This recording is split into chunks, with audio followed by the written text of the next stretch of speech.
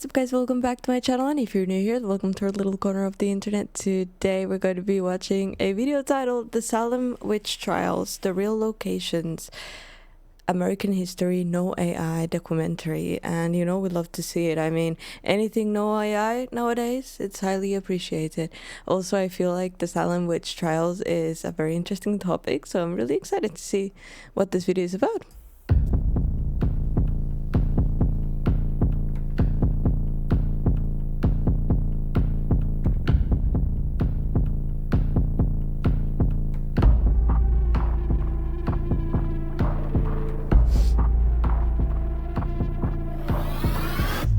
Were there male witches as well, or were there all women? Because I just saw John. In this episode, we go to Salem, famous for its witches, and we show you the real location where those witches were put to death, a location that was lost for hundreds of years. Uh-oh.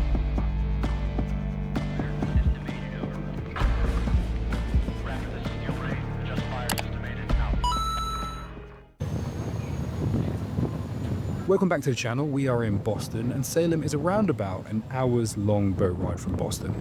We were hosted impeccably as we went to visit this historical location on the east coast of Massachusetts.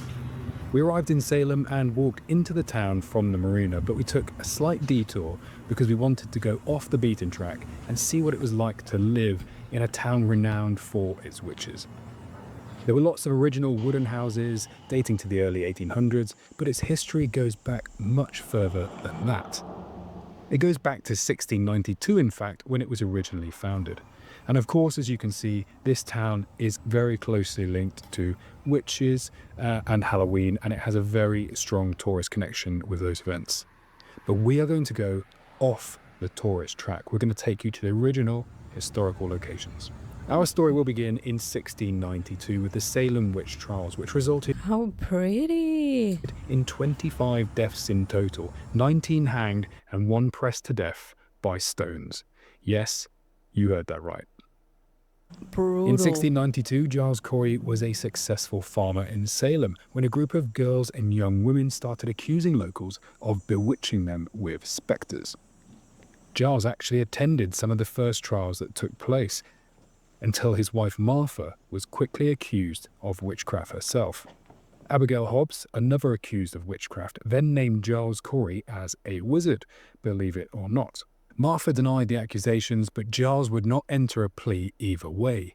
He knew that if he pled, it would lead to a trial, and if the trial happened, his estate would be taken away from his family after his execution. According to the law at the time, those who did not make a plea could not be tried. And this is an extract from the diary of Samuel Sewell, one of the judges of the Salem Witchcraft Trials, and his entry for the 19th of September, 1692 reads as follows. Monday, September 19th, 1692, about noon at Salem, Giles Corey was pressed to death for standing mute. Much pains was used with him 2 days, one after another, by the court and Captain Gardner of Nantucket, who had been his acquaintance, but all in vain. After he... Oof. Being pressed to death by stones makes my stomach turn. Wait, I'm sorry. I don't know if you can hear background noise or if the mic's okay, but yikes. Would not plead, Giles Corey was asked to strip naked and lay down face up on the ground. A wooden board was then placed on top of him, and on top of that board, one by one, Sheriff George Corwin placed large rocks. After 2 days of this torture, through which Giles had remained silent, never once crying out, he was asked to plead guilty. He remained silent. On the 3rd day, 19th of September, 1692, he died from being pressed to death. His last words... He was there for 3 days? ...were more weight.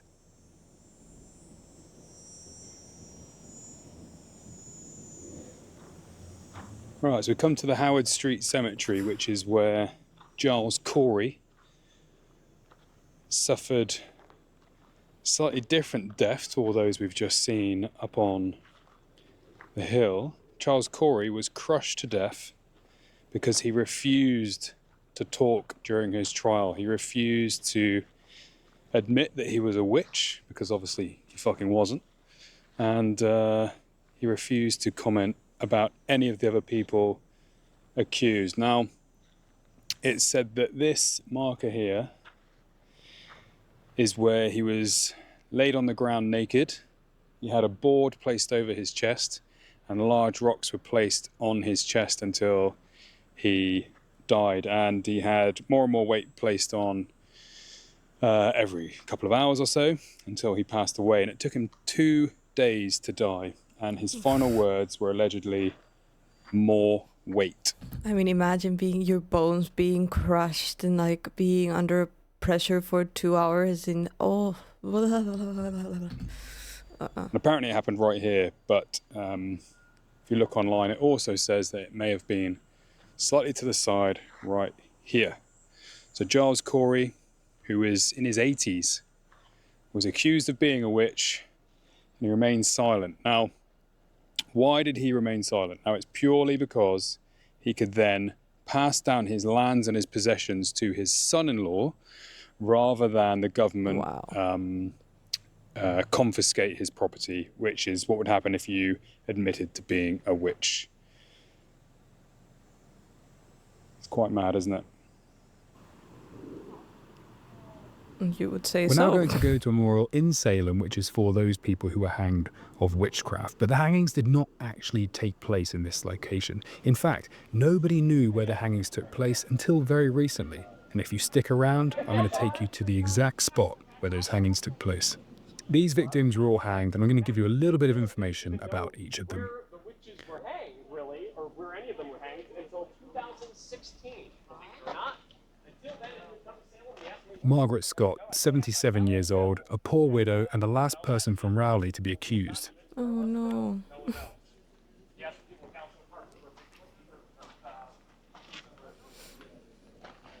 William Redd, age unknown, the only person from Marblehead executed during the trials. Clearly there's men as well, but why did they think they're witches? Like, what was the breaking factor? Like, what did you have to do for people to think that you're in witchcraft?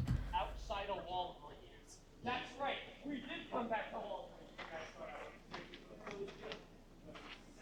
Anne Pudita, 70 years old, a widow and midwife, executed as part of the final group.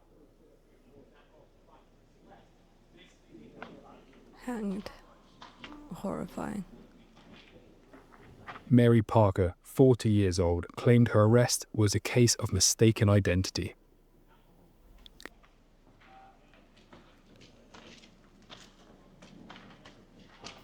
Alice Parker, age unknown, accused by Mary Warren, executed with the final group.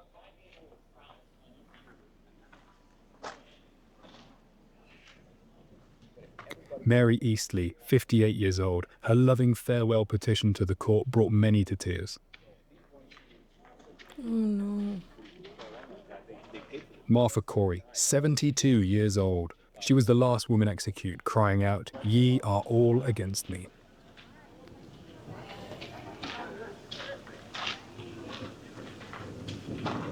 John Proctor, 61 years old. He wrote a letter from prison stating the... Imagine how stressful it would be to live in that town when you start seeing that people start looking at you weird and you're like, oh no, they think I'm a witch. Like, the amount of stress you have to go through and to act normal, like, oh, I don't know. John Creepy. Proctor, 61 years old. He wrote a letter from prison stating the community was enraged and incensed against all of us by the delusions of the devil. George Jacobs, 83 years old. He told his accusers, "You tax me for a wizard, you may as well tax me for a buzzard." 83 years old. Martha Carrier, 49 years old, defiantly told the court, "It is a shameful thing that you should mind these folks that are clearly out of their wits."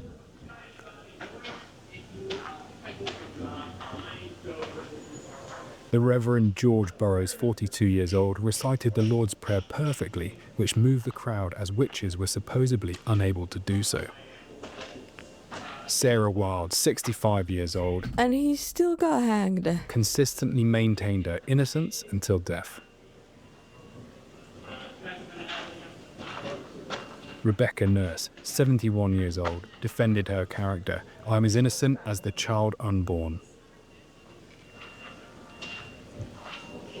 Sarah Martin, also 71 years old, said at the gallows, "I have no hand in witchcraft." Elizabeth Howe, 57 years old, she said, "If it was the last moment I was to live, God knows I'm innocent." Sarah Good, 39 years old. All of these people are innocent now? Or do you guys believe in witches? Or I mean witchcraft? And then like throwing out energies over there. I don't know. I would rather not put myself in the eye of the tiger and say that's not real. But I'm just saying, a lot of these people were innocently hanged, also being very, very old. It's really sad. Like you could have, I don't know. I don't get it. Famously told the Reverend, "I am no more a witch than you are a wizard, and if you take my life, God will give you blood to drink." Bridget Bishop, 60 years old, she said, "I am no witch. I'm innocent. I know nothing of it." I wonder And if of anyone course, you was remember like, Giles yep, Corey, pressed to that's me. death. His last words, "More weight."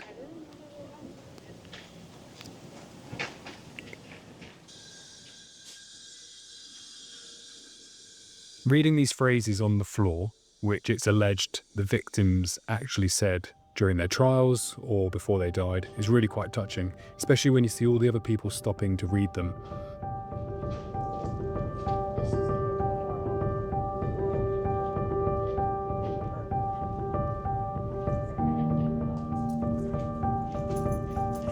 It's really sad. The amount, like, the pressure they must have felt. And, like, how do you try and prove your innocence at that point? It's just...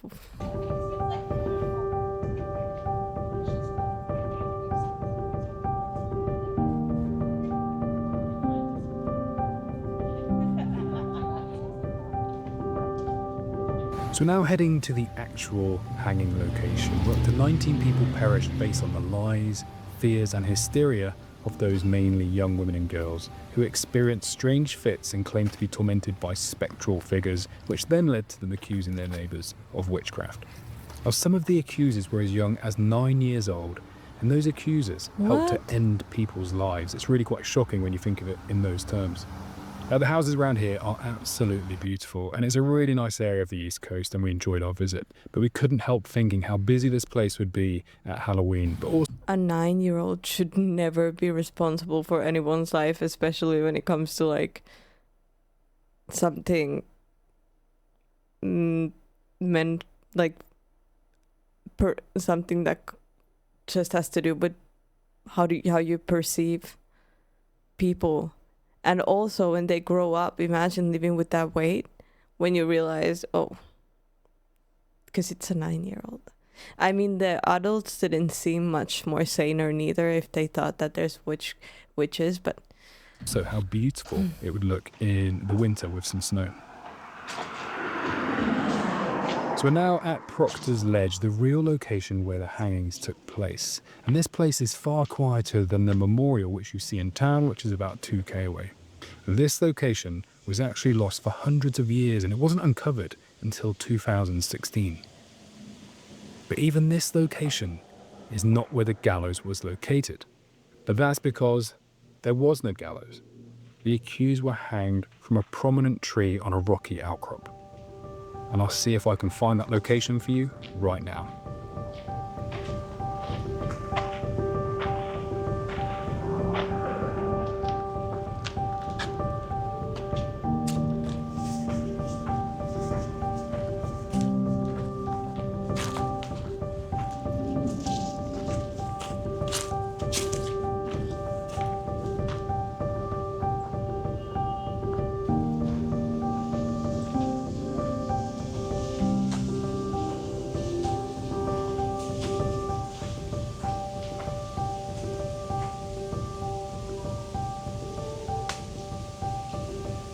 And this is the rocky outcrop where the hanging tree was located, but the tree is no longer there. Oh, But amongst these I was about to say how crazy is it that the tree has been there ever since, but it's not there anymore. crags and in the shallow peaty soil is where they buried the accused. obviously not permitted to be buried in a Christian cemetery.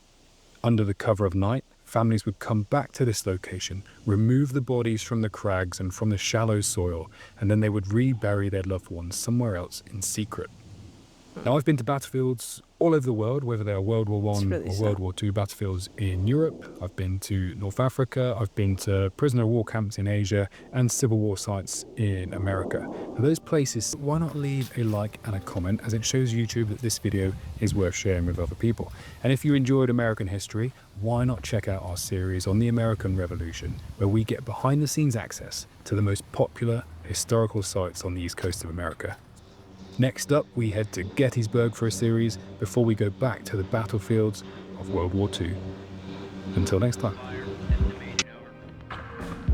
I would definitely love to visit Salem, but this, I don't know, humans are just so weird. I wonder if there's anything that we're doing that we think is normal, and then in like 200 years people are like, I can't believe they were doing that, like they were crazy, you know, because obviously they didn't think that at the time, I wouldn't think. But well, either way, guys, thank you so much for joining me for this video. I really hope you enjoyed it. Please leave your thoughts in the comments below. Let me know if you've been to Salem. How was it? How was your experience? Did you feel any weird energy? And yeah, please leave a like, subscribe if you haven't yet, and I'll see you guys in the next video.